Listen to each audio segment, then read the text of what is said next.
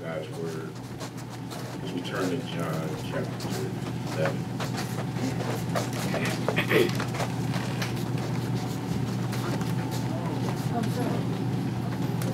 John chapter 11. Right at verse 17. John chapter 11. Right at verse 17. Found it, would you say amen? Amen. You can stand for the reading of God's word.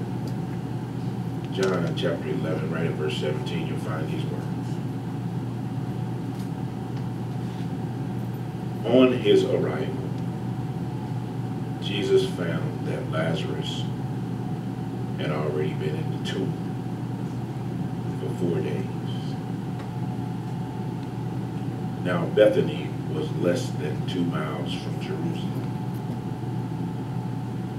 and many Jews had come to Martha and Mary to comfort them in the loss of their brother. When Martha heard that Jesus was coming, she went out to meet him, but Mary stayed at home. Lord, Martha said to Jesus, if you had been here, my brother would not have died. But I know that even now, God will give you whatever you ask. Jesus said to her, your brother will rise again. Martha answered, I know he will rise again in the resurrection at the last day. Jesus said to her, I am the resurrection and the life. The one who believes in me will live, even though they die. And whoever lives by believing in me will never die. The question he poses is, do you believe this? And she says, yes, Lord. She replied, I believe that you are the Messiah, the Son of God, who is to come into the world. Let's pray. Father God, we thank you. We give it to you. Now, Father God, I ask that you will use me today, oh God, that I'll be able to bless your people, encourage your people, Father. Let your spirit move in this place. Have your way. Let them hear from you, not me. Pour out to them. Prepare their hearts, their mind, that the word that they hear today, that they'll be able to act on it, that it will encourage and empower them, move them into a closer relationship with you. Have your way today in this place, God. Have your way. This is my word. In Jesus' name. Amen. In the presence of God.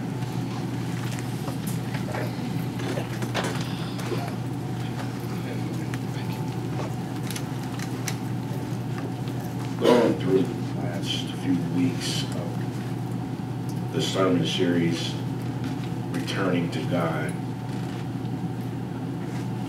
one of the things that I'm trying to continue to grow and develop with us is understanding how to build around a particular theme as we move into the closeness of God. And so one of the things that I have prayed about, and God has now shown, is that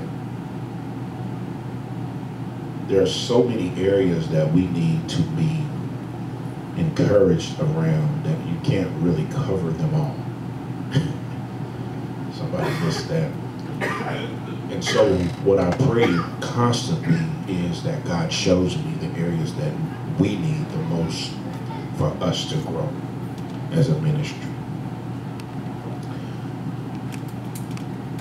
As we look through the text here, and I prayed over this particular area for many, many weeks.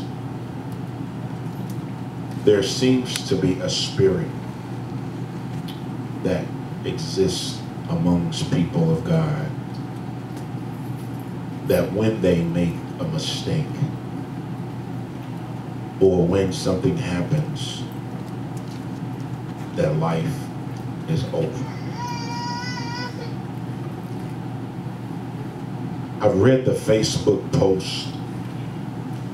For those of you who know, I really don't do Facebook, but I know we have a church Facebook.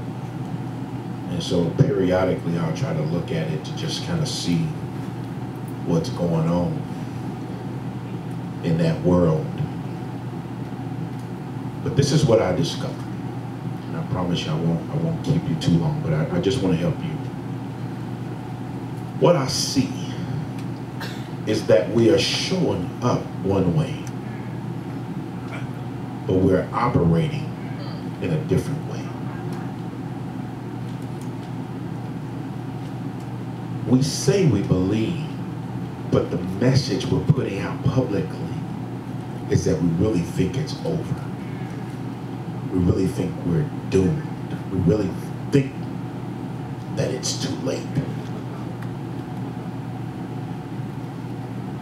And so I've read the messages that are posted, and when people are going through adverse situations and struggles, I'm trying to hang on to the fact of, and I'm like, I don't want to chastise them. I want to encourage them, but at the same time, I want them to understand that, you said you believe. But yet your actions and your words speak a different message. And not only is it messing with you, but now the folks who are following you because of who you said you were, now they're confused. And God's going, I don't understand what else you need me to do to show you who I really am in your life. And so what God placed on my heart is we're going to spend some time over the next few weeks talking about it's not too late. There's life after failure. I missed it. See, I want you guys, I know some of us are just getting started on this walk with God. I understand all that. But listen, like I told you, if it was down to the last second, it was your favorite team, and that guy hit the three-pointer and your team now has a one, you would lose your mind because but when I tell you something that's powerful about the fact that you thought it was too late, you thought because of your actions that your life was over, and I'm here to tell you just for a moment this morning that it's not too late. There is life after your failure, and that's when you ought to act like they just hit the game-winning shot. You ought to be up on your feet. You ought to be saying, God, thank you so much that it's not too late for me. Okay, not you. Maybe it's just Lazarus that had that feeling. So as we look at this text, before I get started, I want to spend some time, like I said, I want to spend some time around the next few weeks helping you understand that it's not too late. It's not too late. Your life was developed and you were made for a purpose. And even though the devil will always try to make you think that it's over, that it's finished, that you might as well quit, God says no, it's not too late. There is life after failure. Turn to your neighbor. Repeat these words after me. Say, neighbor, it's not too late. Look to the person behind you. Turn to them. They don't care who it is. Say, it ain't too late. There is life after failure. Tap the person in front of you and say, neighbor, it ain't too late. Look at them. Tell them it ain't too late. There is life after failure.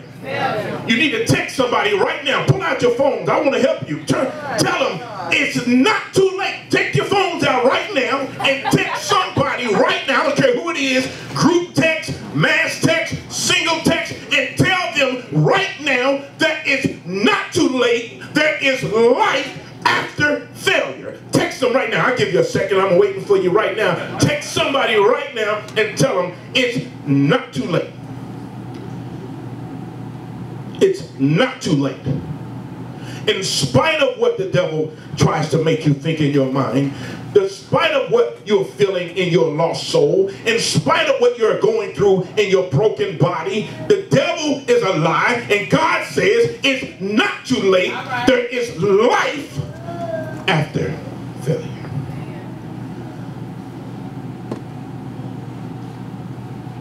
Amen? Amen. All right. And so here we are. The enemy will always try to make us feel like we missed our blessing, because what we did or didn't do put us in a position that we now have missed what God had designed for us.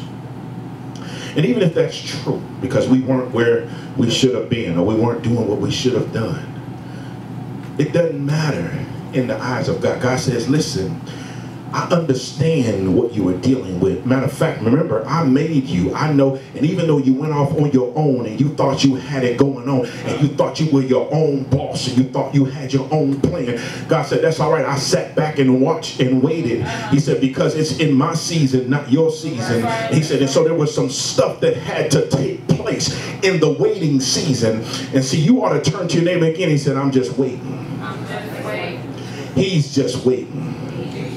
Because the real truth is this: it's only because of the patience of God and the love that God has for us that we're able to get to the life after the failure. You missed it. See, it ain't you. Be honest, because we've already messed it up. But it's His love for us that puts us in the position to get life. And listen, I got to help you with this real quick, and then I'm going to move into the actual text. I promise you. You can't lose your mind because God didn't show up in your situation or your season, and you got an attitude about it, and now you didn't turn and quit on God. That's right. Okay, I know I ain't talking about it here. But the reason why I'm saying that is because, listen, hold up. Because think about it this way. Look at Mary. She comes to Jesus and she's saying, Lord, if you had been here, why you got an attitude coming at me like that? My brother wouldn't have died. Jesus says, listen, hold up. You don't know who I am. Man, we've been rolling all this time, and you look to my, if I had been here, you done lost your mind. Understanding, do you know I didn't have to be here to do what I needed to do in your life.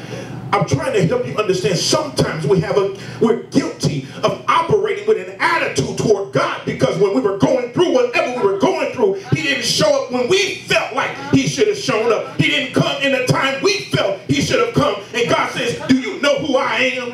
Do you recognize who you're dealing with? I don't operate on your time. I don't operate in your season. I come when it's my time. I know exactly what you need. I know exactly when you need it. So you need to sit down and chill for a moment. And God says, listen, hold up.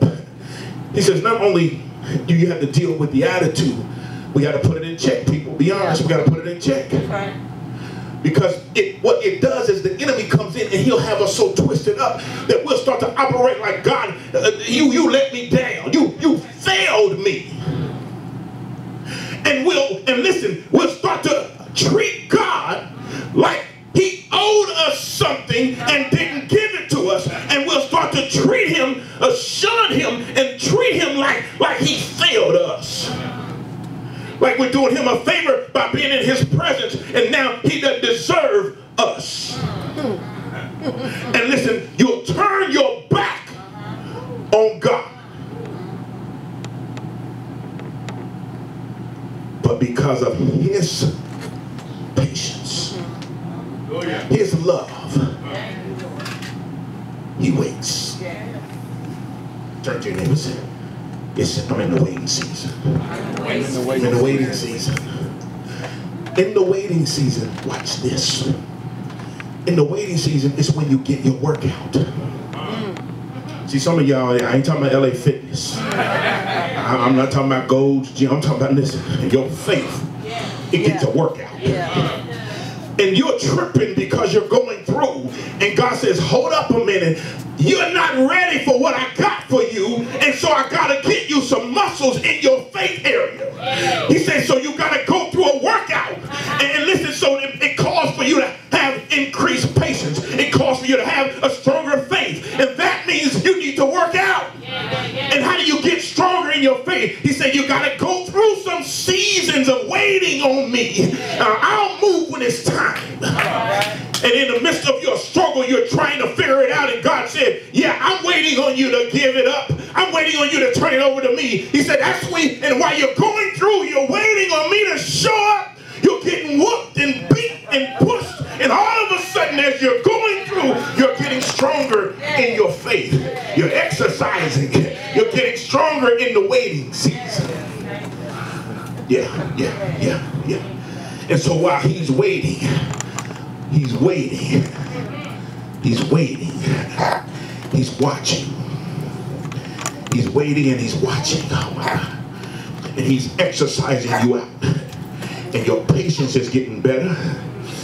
You're learning. You're getting stronger. And then you're starting to see, okay, I get it, God. And somebody in here know what I'm talking about. You'll even start to pray a little more. Because you won't have nothing else to lean on but prayer. You'll even start to open your Bible. Because you'll get to a place in your relationship with him that you won't have nothing else to turn to. You won't be able to turn to the Bible, but the bottle. I want to help somebody. Your pipe, I ain't going to get too technical on you. Your pipe over here, it ain't looking at you funny. He used to be your best friend. But now all of a sudden, he just ain't doing it for you. You know what I'm saying? Your favorite mixed drink, whatever you used to listen to while you was cruising and cruising, you know what I'm talking about. No, don't look at me like you don't know what I'm saying.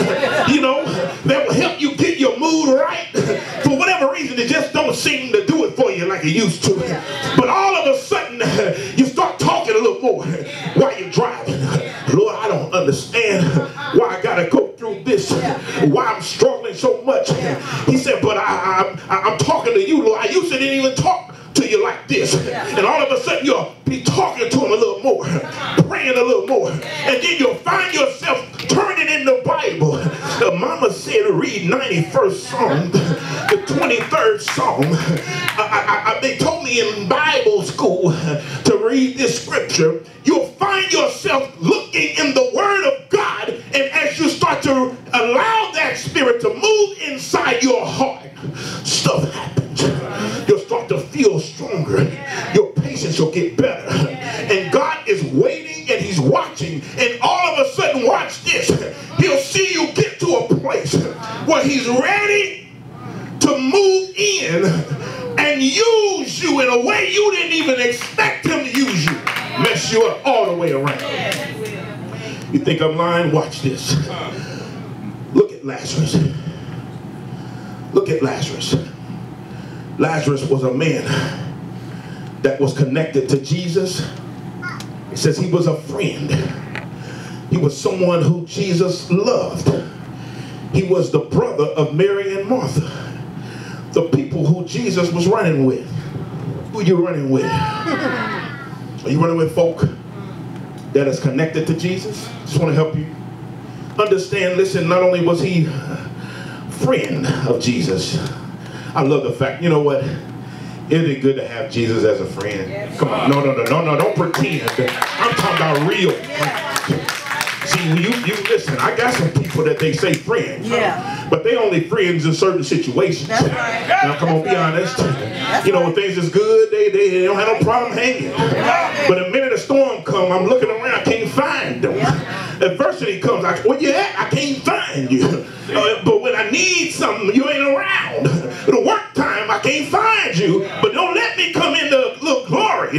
Don't let a little favor fall. Next thing you know, hey, what's up, man? I ain't seen you in a long time. you ain't seen me because you've been hiding when the storm came. But Jesus, he's the kind of friend that he shows up in troubled situations. I don't know about you, but he was the kind of friend I needed when I found myself in my dark place. When I was in my lonely nights and I couldn't figure it out. And Jesus showed up. That's the kind of friend I needed. And I had other friends, you know, those kind of friends, they were pulling me away from God. And Jesus stepped in and said, I got this. You're the kind of friend. That's the kind of friend I need. That's Lazarus. He was a friend to Jesus. Lazarus got sick.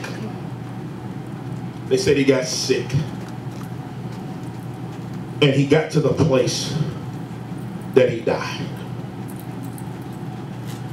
And they told the people, he said, go tell Jesus that Lazarus is dead. Now this is what I love about Jesus. If you look at what the text says, they said, go tell Jesus that Lazarus is dead, because the kind of love that he has for Lazarus, he'll come right now. That's the way we think, people.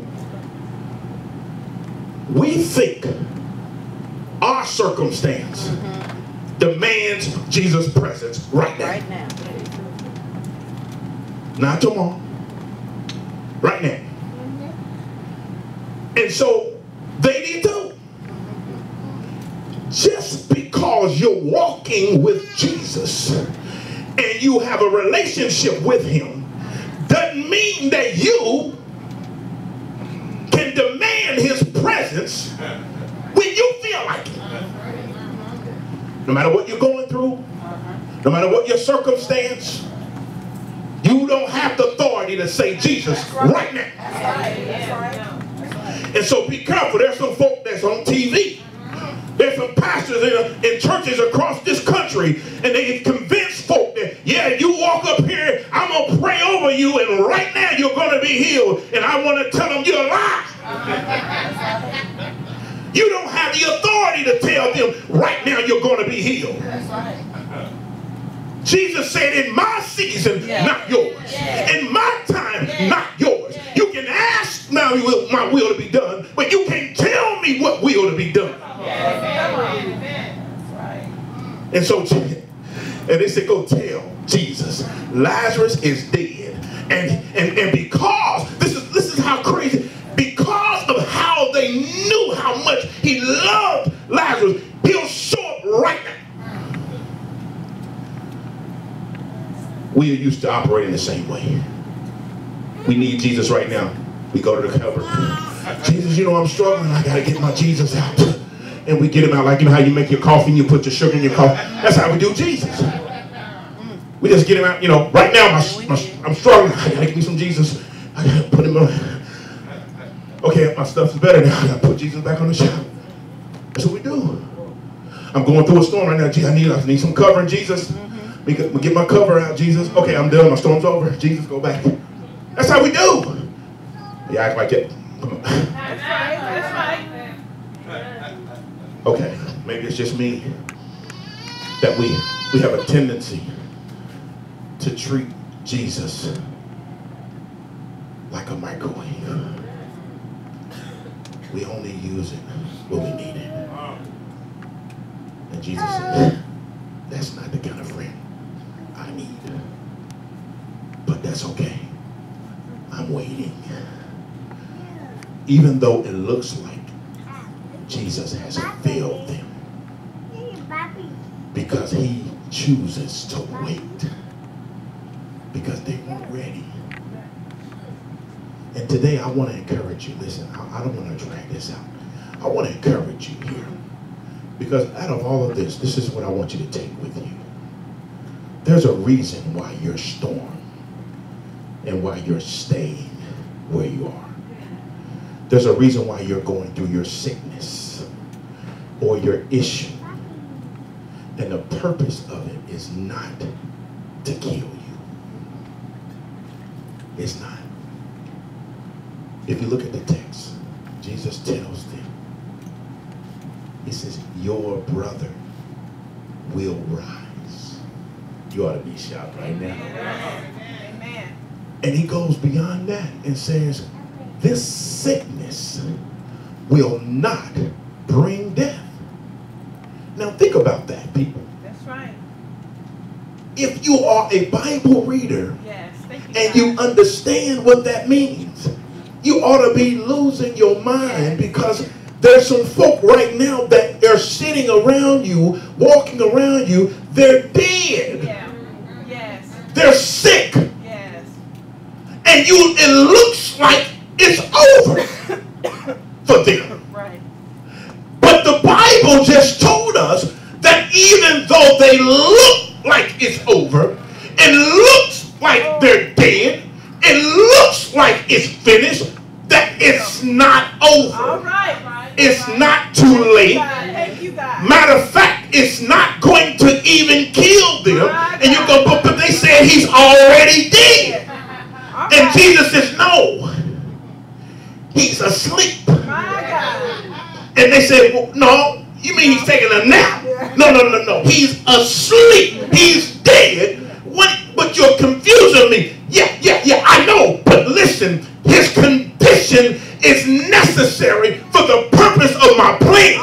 And I want to help you understand that your circumstance you're going through, while it looks like it's taking you out, while it looks like it's the end, while it looks like it's going to kill you, God said, no, it's a setup for the plan I got. Because the people around them are unbelievers. They don't believe that I am who I say I am. And so I'm going to use you in your circumstance to mess their minds. All right. Thank you, Lord.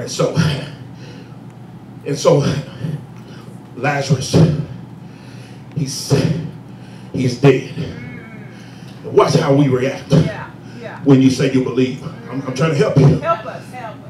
The purpose that they're... Come on, Pastor. Okay, let me help you. Help us. Lazarus has to go through dead situations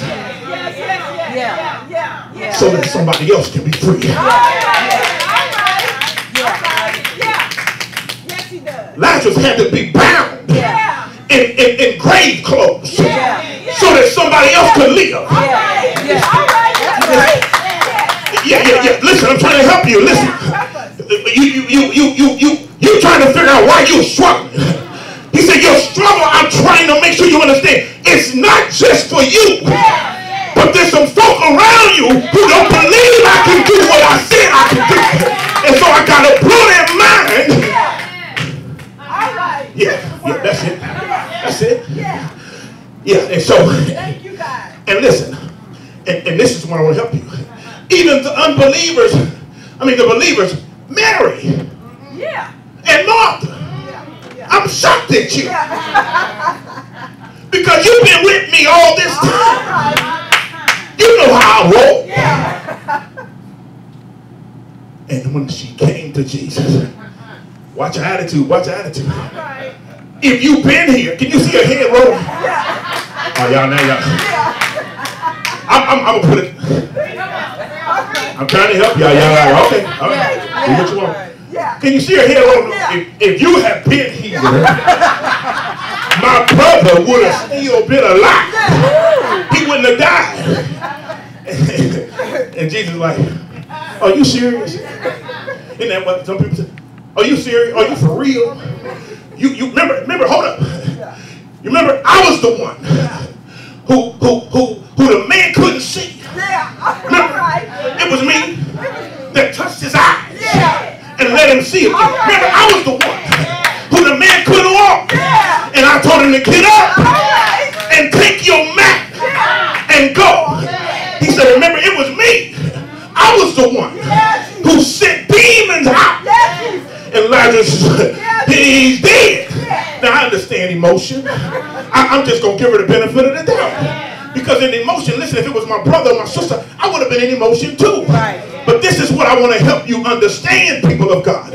When you're going through your pain, watch how you respond.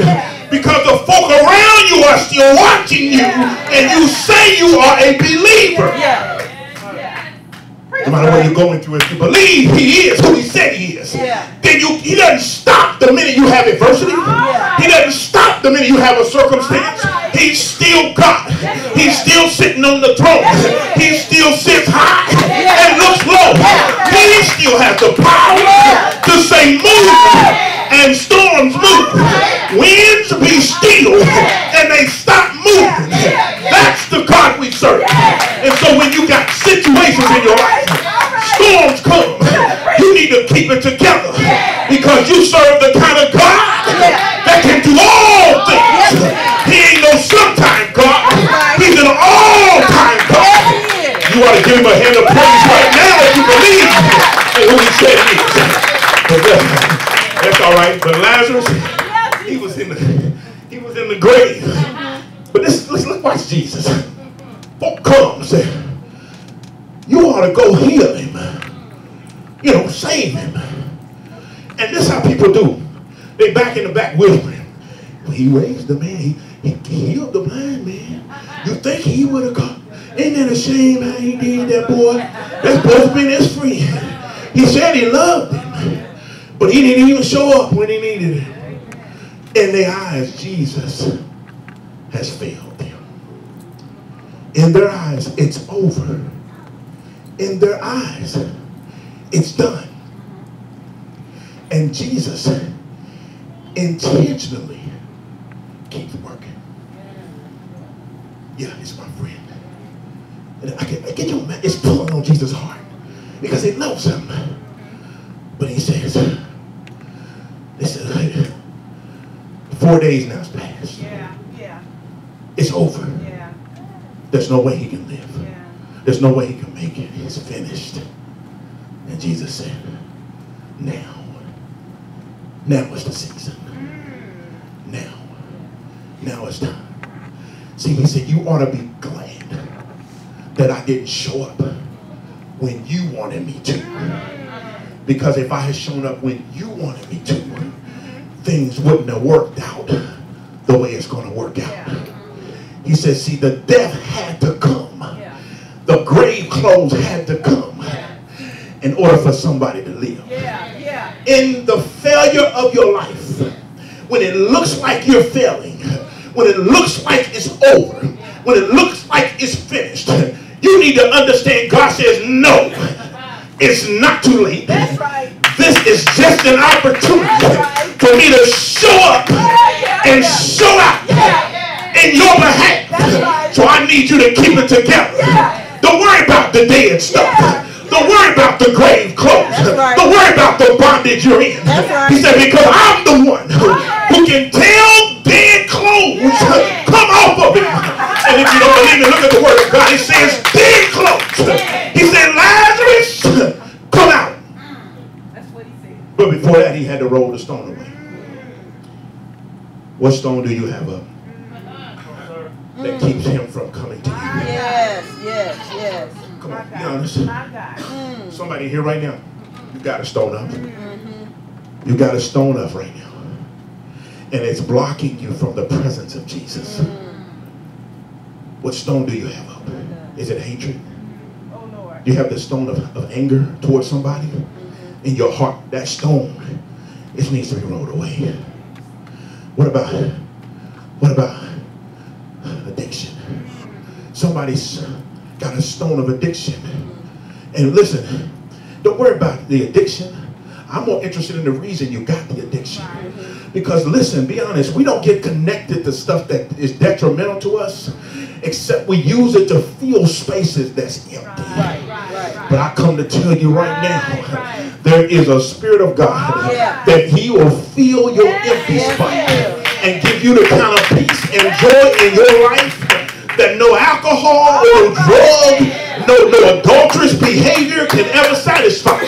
If you trust him, I'm just telling you, I ain't saying it's easy, but it's worth it. I want to tell you right now, but I want to help you real quick. You got a stone that's blocking you that needs to be rolled away. Selfishness.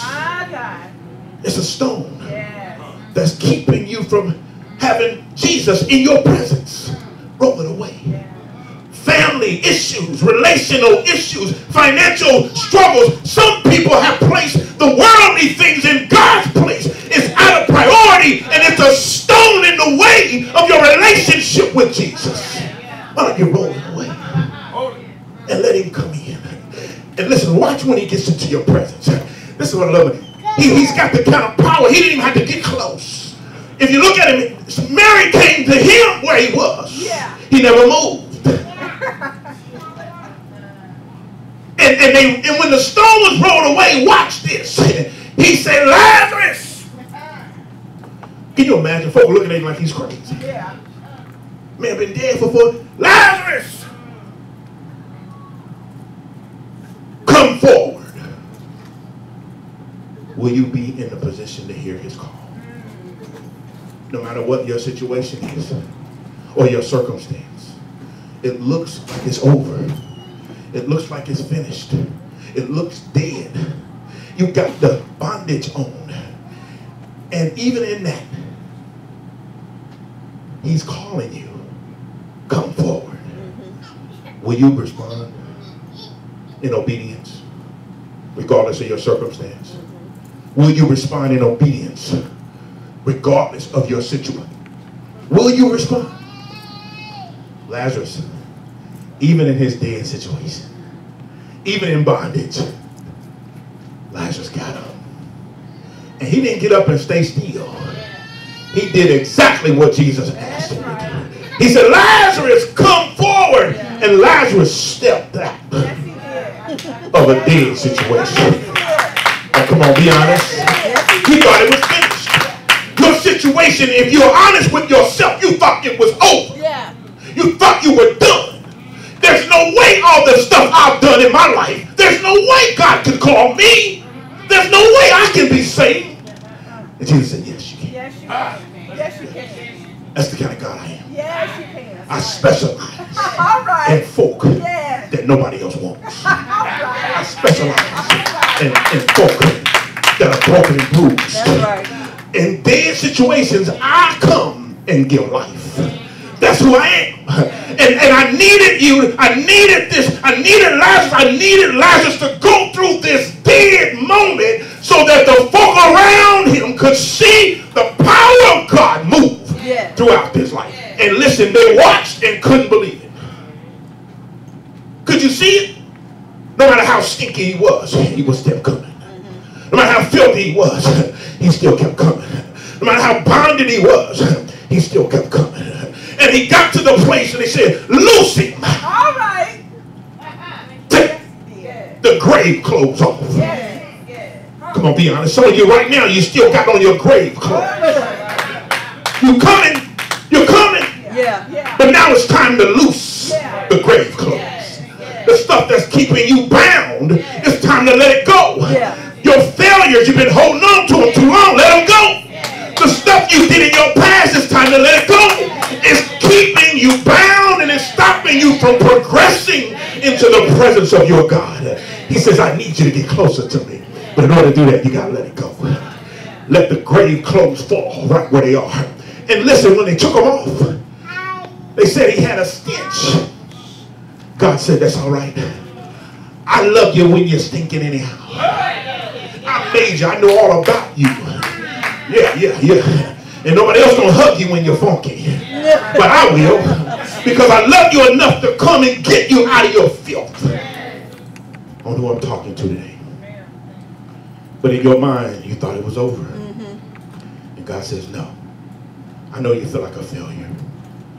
I know you made so many mistakes in your life. I know all the bad relationships you've been in. I know all the poor financial decisions you've made. I know all the bad habits, poor places you've been. I know all that. I've been watching you your whole life. But this now is the time. This is the time that you can come out of the grave. This is the time to take the grave clothes off. This is the time. God says, no, it's not over for you. It's not over for you. No matter what the devil tries to make you think, it's not over for you. This is the beginning of a new life. But I need for you to take the grave clothes off. for you to come forward and be obedient to your God. And when you do, that's when you will experience your breakthrough. Amen. You'll experience the glory of God. And the people around you, not only will you be blessed from your freedom, but those who are around you are watching you. They're trying to figure out how you going to do it. How you going? I don't know how you make it out of that. How did you survive all of that?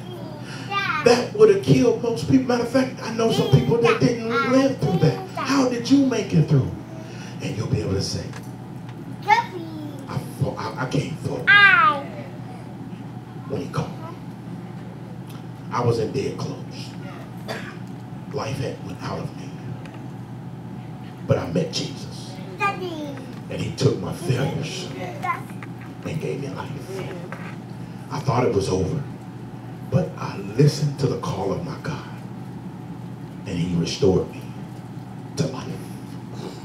Why don't you stand real quick? Somebody here right now. Be honest with yourself. Don't listen. This is not about anybody else but you and your God. You know where you are. You know where you've been. And you know what you're going through. Don't worry about the weekend. Don't worry about all the past stuff. But you need to be truthful. If you stay where you are, remember, you're in a grave. You're wrapped in dead clothes. Why don't you come forward? And you can have a different life. God loves you enough to take you just like you are. With your hands lifted, real quick. With your hands lifted. Father God, we thank you so much. Thank you, Father, for freedom. Thank you for coming and get us. Thank you for not showing up when we want you to, but showing up when it's right on time. Thank you for the grave clothes, using us, Lord God, to edify your plan for the unbeliever and to convince and convey your message to the believer. Oh, Father God, this is my prayer. There's somebody under the sound of my voice today that doesn't know you, oh God, as their personal Savior, that they will come today and give their life to you. Somebody is a believer, but they don't have a church home. This is a place right now, oh God, where they can unite with this church and have a pastor that will love on them, and cry with them, and pray over them, oh God. Have your way. Let them step out right now on faith in you and come forward to profess you as their Savior. This is my prayer. In Jesus' name.